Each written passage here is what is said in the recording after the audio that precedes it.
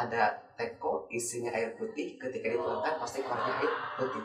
Ada teko yang isinya itu ada air haram, air haram maksudnya, ketika dikeluarkan yang pasti air haram. Kita harus mikir ketika kita di sana tuh kita berada di mana sih, zona aman apa zona tidak nyaman. Hai, Assalamualaikum agency. Thanks sudah kembali. Bismillah, subscribe, click, and like.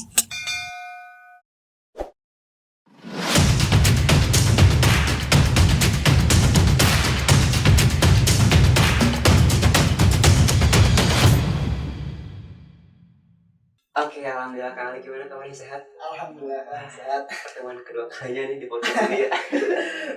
Kun masih inget ya acara TOD kemarin, gamenya rame-rame. Wah, seru banget sih. Oke, kali sekarang di usia berapa tahun? 22 tahun. baru ya. Masya Allah, alhamdulillah. Dan itu udah habis 30 juz. Ngeri. Nonton kira-kira udah ada yang habis nih. Saya sekarang 25 tuh belum habis. 22 aja juga belum. Oke, kan jadi itu berapa lama sih akan bisa sampai habis 30 juz itu gitu?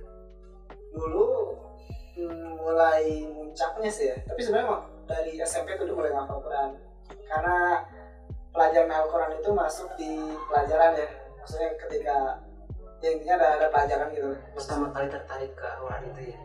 Ya, maksudnya mulai apa ya, timbul ya sedikit gitu. Tapi mulai puncaknya itu ketika masuk kuliah, itu benar-benar apa ya, pengen banget gitu ya sama Quran itu. Nah, puncak dari puncaknya, jadi udah puncak terus puncaknya lagi gitu, benar-benar apa ya bahasanya itu akselerasi gitu ya. Ketika masuk pesantren itu mulai benar-benar akselerasi banget sih. Betul. Memang betul sih, sampai apa ya, tahun ke tahun itu acara Hafiz itu banyak bermunculan dan itu sungguh sangat luar biasa menurut saya. Ya. Dan apa sih yang membuat akan termotivasi gitu menjadi seorang Hafiz Quran gitu? Ya banyak sih ya. Tapi yang paling apa ya, saya pegang gitu ya buat motivasi benar-benar saya menghafal Quran itu, saya ingin balas budi buat orang tua saya. Karena berusaha apapun, sekaya apapun kita, atau apa ya, ya pokoknya seapapun lah kita berusaha ingin balas budi untuk orang tua kita, itu nggak akan bisa. Makanya saya balas budinya dengan Quran, karena kan Quran itu bisa bawa saya dan orang tua saya dan bahkan keluarga saya ke surga. Itu yang mau saya wujudin gitu. Ibaratnya balas budinya ya itu gitu, dengan itu. Kalau boleh tahu nih Kang, pasti kan ada respon tersendiri kan dari seorang bapak ataupun seorang ibu gitu. Sekarang ada anaknya nih ya yang ingin banget jadi seorang Hafiz gitu. Gimana sih respon dari seorang bapak dan ibu? Setahu saya, dari sekian teman-teman saya dan murid saya pun yang menghafal Quran, gak ada satupun orang tua yang gak senang ketika dia menghafal Quran. Apalagi kalau misalnya udah beres gitu ya, mungkin wah Masya Allah, pasti bangga.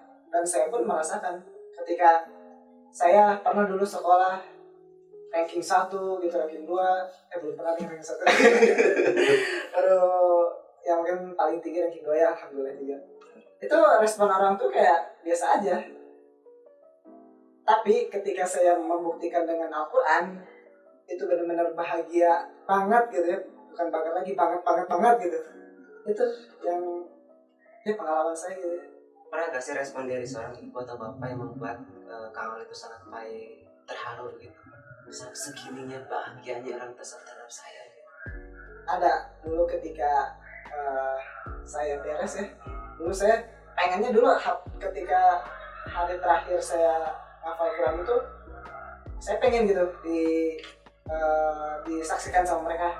Tapi dalam qadarullah itu lagi nggak bisa juga, jadi ya udah nggak apa-apa gitu ya. Ketika malamnya saya telepon orang tua. Jadi sebelum saya ngabarin, sebenarnya dari para ustadz ya udah ngabarin juga.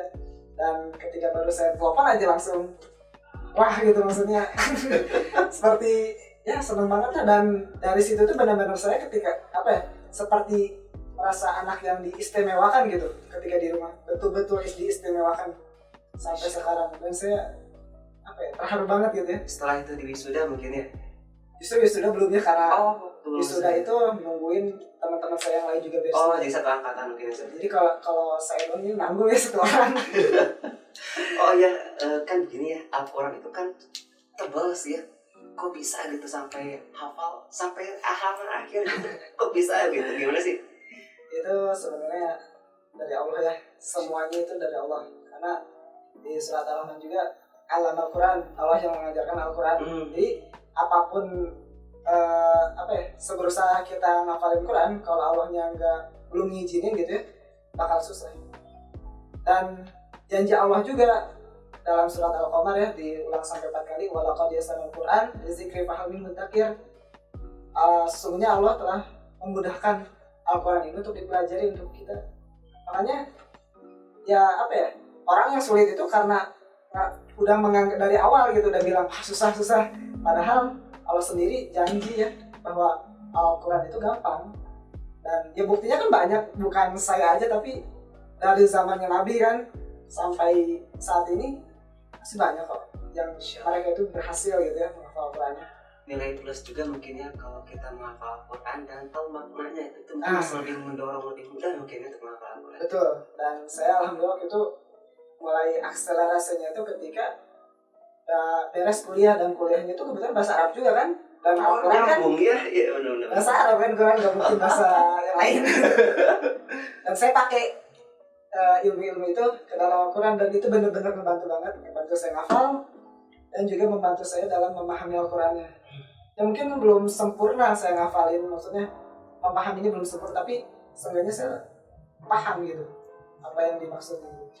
Ada nggak sih Kang di dalam Al-Quran yang ayat Al-Quran yang membuat Akang tuh lebih semangat untuk menghafal Al-Quran, bahwa kata Al-Quran tuh, ayo Kang Ali, hafalkan aku, sungguh aku tuh akan menjadi penolongmu, jadi syafaatmu gitu. Bahkan kan kata Rasulullah yang akan menjadi syafaatnya yang pertama itu adalah Al-Quran kan, seperti itu. Nah kira-kira ayat seperti apa Kang yang menopang desa Akang? Ya tadi ya yang barusan disebutin surat Al-Qamar. Emang saya juga pernah ngerasa susah gitu ya. Tapi ya itu, setelah saya telaah ayat itu, jadi di Quran itu ada kaidahnya kalau ayat yang diulang maksudnya ayatnya sama terus diulang, itu tuh menandakan penekanan, jadi benar sungguh-sungguh banget gitu. Apalagi ini sampai 4 kali ya, walaqad yassarnal Qur'an lizikri fahal min mudzakir. Sungguh-sungguh telah aku mudahkan Al-Quran ini untuk kita pelajari, maka apakah ada yang mau mengambil pelajaran gitu. Apalagi ditambah di surat Al-Imran ya, yang ayat terakhirnya halaman terakhir yang paling bawah itu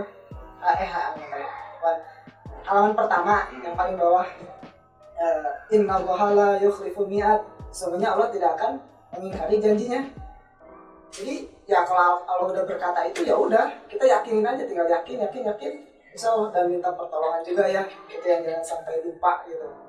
Karena seberusaha kita, kalau kitanya sombong gitu, saya jago, saya udah paham nih bahasa Arab, kalau Allahnya enggak akan bisa.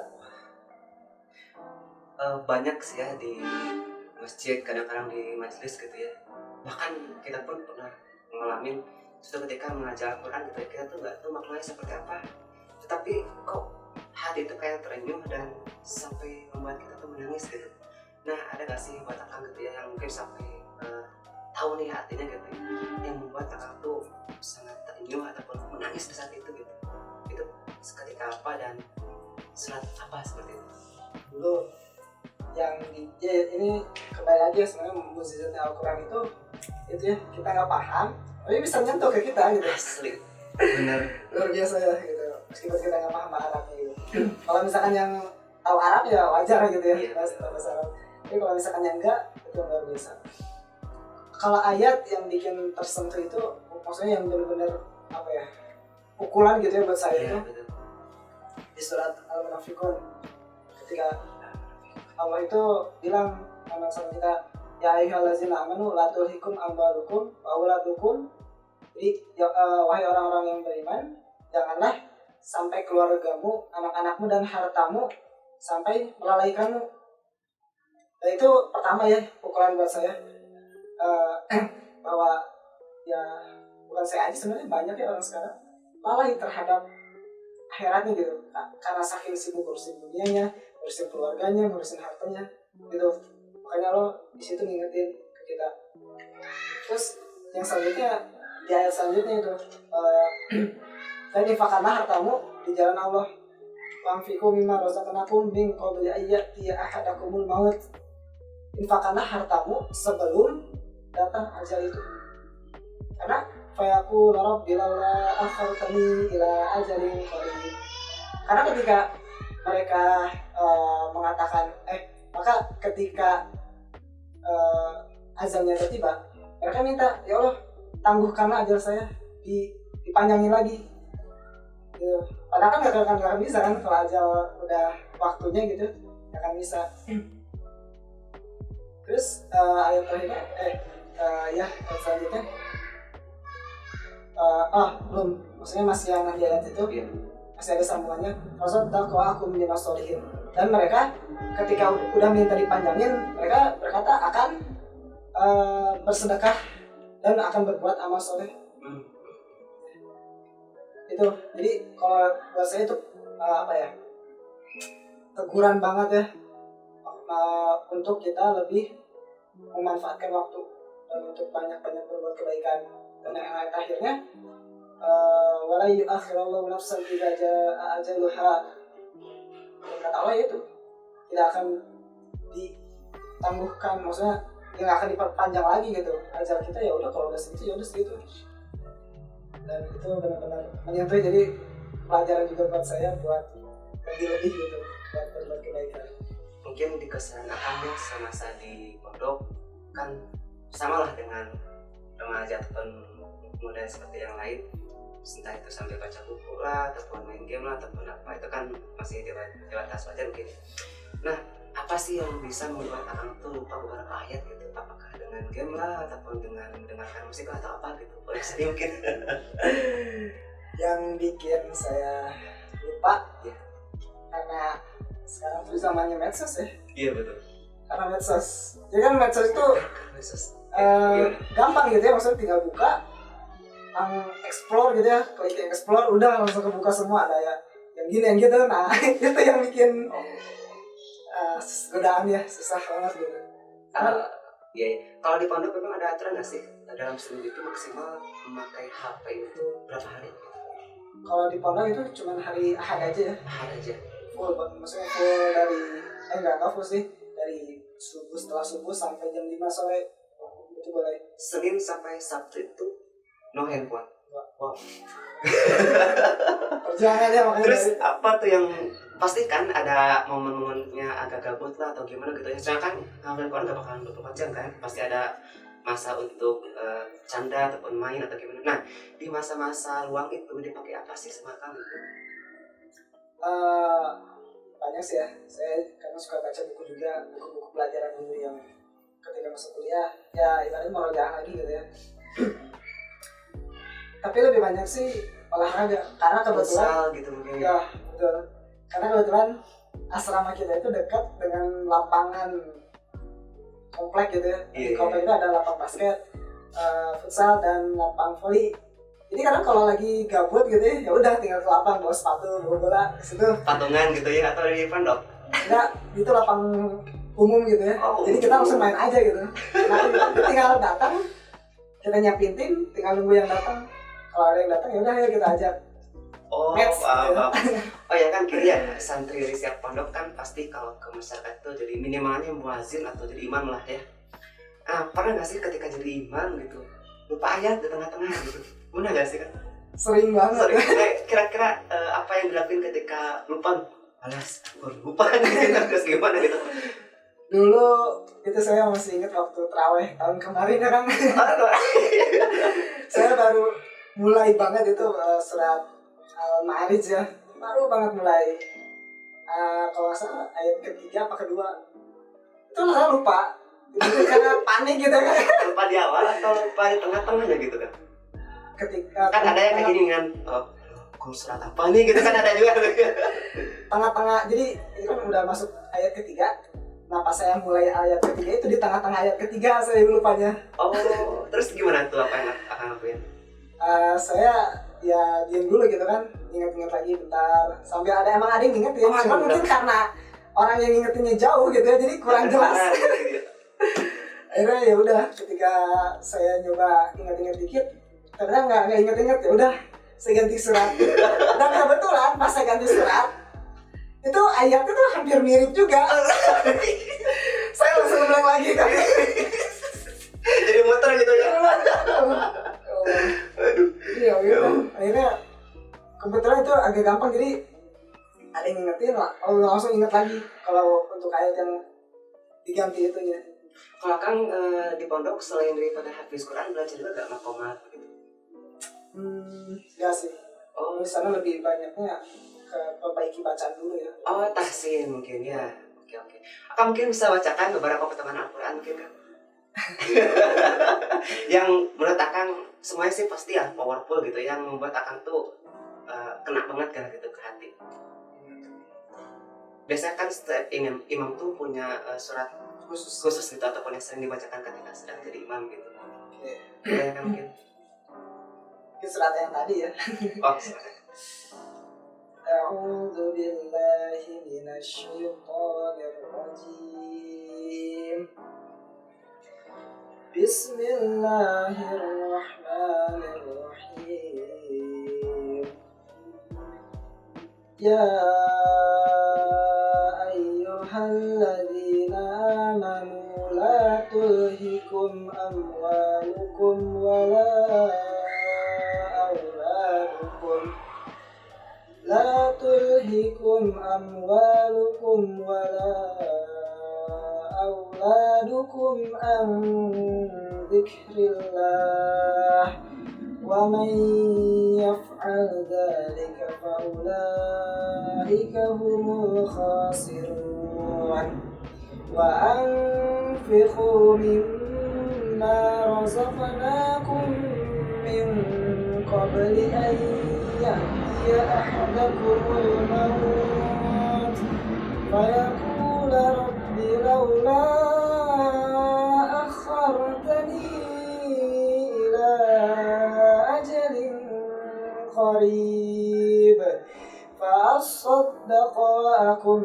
من الصالحين ولن يؤخر الله نفسا إذا جاء أجلها والله خبير بما تعملون.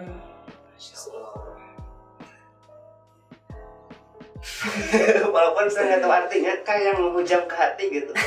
Mungkin konteksnya pesan yang disampaikan dari ayat tersebut seperti apa? Itu konteksnya tentang kita itu intinya nggak boleh lalai terhadap akhirat kita, nggak boleh keluarga kita, harta kita, apapun itu ya, urusan dunia sampai melalaikan kita terhadap perintahnya Allah. Terus yang kedua, kita harus berinfak, karena keinginan orang-orang yang sudah meninggal ketika dibangkitin lagi tuh cuman dua, ingin berinfak dan juga berbuat amal soleh. Dan yang terakhir harus kita ketahui, kita itu gak akan bisa menambah lagi umur kita. Jadi kalau udah segitu ya udah, Allah gak akan nambah lagi. Seperti rezeki ya, yang udah ditetapin gak akan mungkin bertambah, gak akan mungkin berkurang, ya udah segitu. Ternyata sangat indah banget ya kalau seorang hafiz tuh biasanya dia kayak seakan-akan berdialog langsung dengan Allah gitu ya. Apalagi setiap harinya tuh diisi dengan hafalan. Mungkin ada sedikit challenge dari saya, mungkin bisa dilanjutkan mungkin ya ayatnya. A'udzubillahi minasyaitonir rajim. Anfusakum wa ahlikum nara وقودها الناس والحجارة عليها ملائكة غلاظ شداد لا يعصون الله ما أمرهم ويفعلون ما يؤمرون. إنك لمن المرسلين إنك لعلى خلق عظيم. Masya Allah. Wah, ini sangat luar biasa sekali kan di podcast kali ini. sangat terwarnai dengan kalam Allah. Ini dari kata mutiara dari sebagian orang. Sesungguhnya manusia itu tergantung apa yang diucapkan. Coba bayangkan teman-teman, ada teko isinya air putih, ketika dituangkan pasti keluarnya air putih. Ada teko yang isinya itu adalah air haram, air kerak, Arab maksudnya, ketika dikeluarkan yang pasti air haram. Dan ini kalau mulu yang dikeluarkan, Masya Allah. Kan barangkali ada sepatah dua kata yang disampaikan kepada teman-teman yang lagi nonton, yang bisa membuat kita semua itu makin termotivasi dengan menghafal Al-Quran. Bismillah. Oke, teman-teman ya, lebih semangat untuk mengajar akhirat, karena ketahuilah dunianya emang sementara. Tapi bukan berarti kita harus juga meninggalkan dunia, tapi kita harus selalu mengutamakan urusan akhirat. Kita harus mikir ketika kita di sana tuh kita berada di mana sih, zona aman apa zona tidak nyaman. Ketika kalau kita ngerasa lagi berada di zona tidak nyaman, maka kita harus bertindak apa yang harus kita lakukan supaya kita bisa berada di zona nyaman ketika di akhirat. Salah satunya adalah dengan Al-Quran. Karena kalau saya ya kan punya motivasi, kalau saya benar-benar sayang sama orang tua, saya harus bawa mereka ke surga. Itu motivasi saya. Makanya Al-Quran janji ya, Allah maksudnya menjanjikan lewat Al-Quran, barang siapa yang menghafal Al-Quran, yang maksudnya menjadi ahli Al-Quran, itu Allah akan memuliakan dia di dunia dan di akhirat. Ya. Dan saya ingin memuliakan orang tua saya di sana dan bukan membayar, ya mungkin membahas budi ya, karena ketika dunia kan gak akan mungkin kita bisa membahas budi orang tua. Makanya saya ingin membalas budi orang tua saya dengan bawa mereka ke surga. Masya Allah. Syukran jazakallah. Sungguh kejarlah akhirat dan maka dunia pun akan didapat. Barangkali seperti itu. Dan setelah yang harus kita seperti kita itu mengejar akhirat itu harus seperti pepatah gini. Kita membeli kambing pasti dapat talinya ya. Beda ketika kita membeli tali, mustahil kita bakal dapat kambing. Nah itulah perumpamaan kita di dunia dan akhirat. Jadi kalau kita mengejar akhirat, insya Allah dunia itu pasti dapat. Tapi kalau kita ngejar dunia, akhirat nggak akan dapat. Masya Allah, luar biasa. Terima kasih banyak Kang Ali atas apa yang telah disaringkan. Semoga ini sangat bermanfaat buat kita semua dan khususnya buat Kang Ali. Salam istimewa dari kita semua. Terima kasih Kang Ali, sehat selalu. Baik teman-teman, itulah yang telah disampaikan oleh Kang Ali. Semoga apapun yang beliau sampaikan, yang Kang Ali sampaikan, membuat kita semakin dekat dengan Allah dan semakin sering membaca Al-Quran sampai jadi seorang hafizul Quran. Amin ya rabbal alamin. Oke, see you, goodbye. Wassalamualaikum warahmatullahi wabarakatuh. Assalamualaikum.